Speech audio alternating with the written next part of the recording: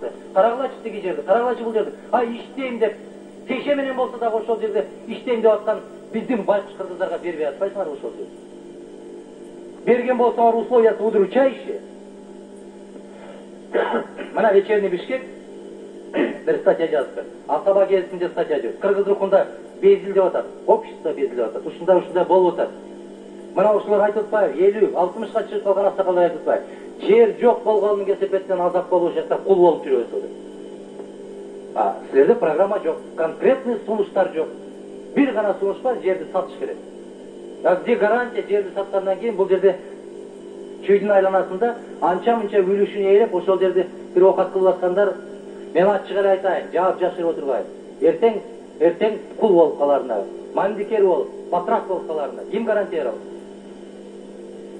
Ош жалабак баар көрсөңүздөр 3 сотик жерин кучактап отурган кишилер, аларга баласы чыркырап мектепке барып кийгенге барганга ботинкеси жок отурган атасы дагы энеси да жеп Кудай сактасын больницага түшүп калган болсо, бир операция жасаганга 1200 сомдук деген болсо көзүн жумуп туруп ошол жерди берип жиберет.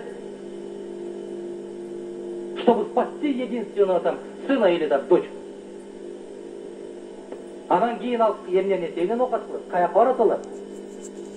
Биз ушул либерализация дегенде мындай десе алдына карап кете бербейличи. Мына Европа мамлекеттеринде эле Зайнин Карбекович карап көрсөк, алар деле это же долго шли на это. Долго шли, пока формировалась действительно рыночная обстановка, пока ценность имела каждая земля. Өткөндө мисал келтирдим, Кытайды мисал келтирдим, Американы мисал келтирдим. Почему неосвоенные земли они дают почти практически бесплатно? Почему?